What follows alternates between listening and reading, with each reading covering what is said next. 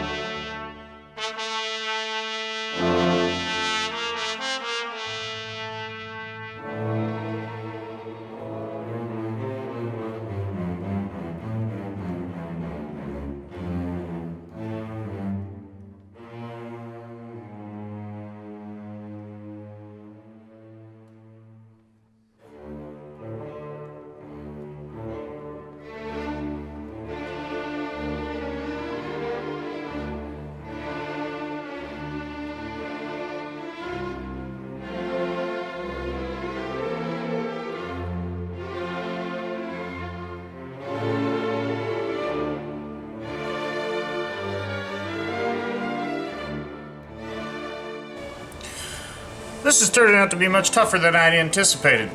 The surface on here is horrible.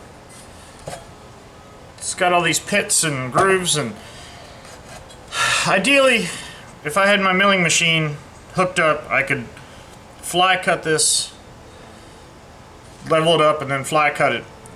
There is no very difficult way to hook this up in my surface grinder. The surface grinder is a little small for stuff this big, but there's nowhere to set up on this. I'd have to build a whole jig, and it would just, even if it did work, it would take me forever to do that. So I think what makes sense to me at this point is to try to, I think I'm going to paint the entire thing, and in order to remove these divots and the imperfections in here, I'm going to use this spotting putty. And this should, it's like auto body stuff, should fill in those divots, and then when I sand it, it'll give me a smooth surface.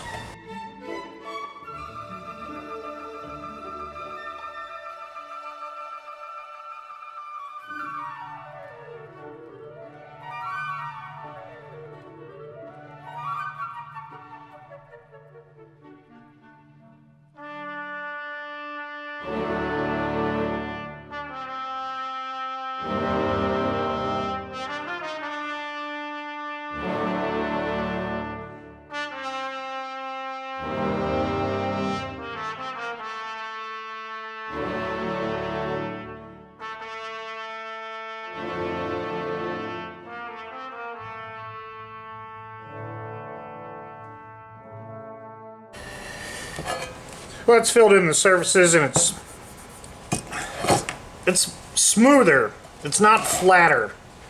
As I was sanding this, I could feel that this has sort of a hump to it, and not enough to really, feel a ruler rock against it. It's ever so slight. However, you can see the sort of crusty surface that it had, and now that's just nice and smooth. So I'm going to paint this and keep grinding on the handle, and I'll bring you back here in a little bit. I don't think I recorded it earlier, but I really messed up big time. I wanted to straighten this out just slightly. There was a little bit of a kink in it, and I wanted to put it on the surface grinder and take some of these pittings out of here, the pitting out of here, and make it look nicer. And the little bit of a kink that was in there, I tried to straighten it, and this just snapped right off, which presented an opportunity for me to create my own. What I wanted to do is add this cutting mat as a base to here. This is, as you can see, is cleaned up pretty nice. However, there's a little bit of thickness to here, and it's roughly twice the diameter or twice the width of the existing blade. So if this had worked out and I added this, I've got this relief here which is not ideal. However, since I am a meatball and I went ahead and broke that off, now I've got the latitude to adjust as I see fit. So I bought a piece of 1/4 inch by 5/8 inch by 12 inch key stock. And that was the closest thing I could find that was dimensionally correct to go ahead and make up the gap. When I say gap, the height to here, and then that will allow me to have a relatively smooth transition. However, it's not ideal. It's probably off by a 32nd or 64th of an inch. So I think I will take this over to the surface grinder and grind down the leading edge of this, the leading edge on this side, and then the top of it. And then I will need to go through and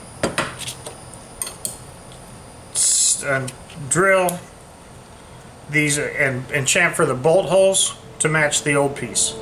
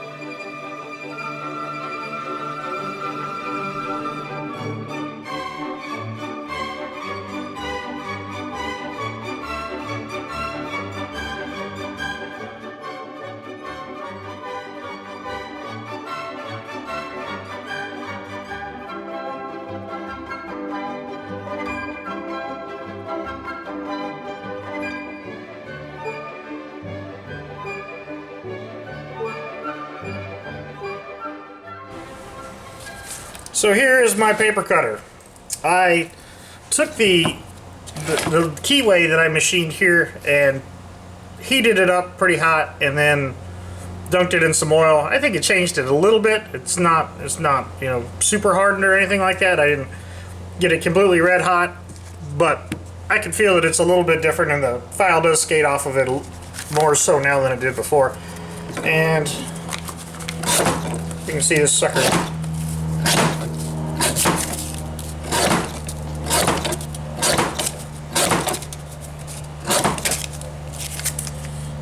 That's 5 or 6 sheets of paper. I did mess up though. It's just in my nature to be impetuous, and I started cutting this, and I could have done a better job. I cut it and got a little out of whack, so there's a little bit of a deviation along the side here, and just a mistake. That's how it goes. I went ahead and super glued this down. I just had one of these little tubes of super glue, so that will make this a good, I think this will go nicely in my office, because I can use this as a cutting surface most of the time, and then use it for cutting paper whenever I need to do such. So I think that's pretty good. So I've got these little stick-on feet. We'll go ahead and use these. I think that'll should work out pretty nicely.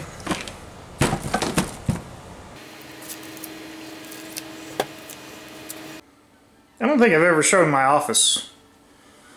Bought this out of a used furniture store. It's like bank furniture. It really is nice stuff. And this is where I do my editing. I have a workstation computer, 32-inch monitor. Sorry, the light's a little blown out in here. These are the, I've shown this once before. These are the drawings my mom did for my Joe's Shop logo. And Ben Mall had done this logo for me. And I'm thinking about doing another logo. I'm not sure what I'm going to do yet, but that one sort of intrigues me. They all intrigue me. I'll make them all eventually, but that'll eventually get done. Not right now. But this is where my paper cutter is going to reside, and I think it'll make a nice little work surface in here, and those rubber feet will keep it from marring up my my desk any more than it already is. And that's it. So I'd just like to say thanks for watching, thanks for subscribing, and I hope you're having a good night.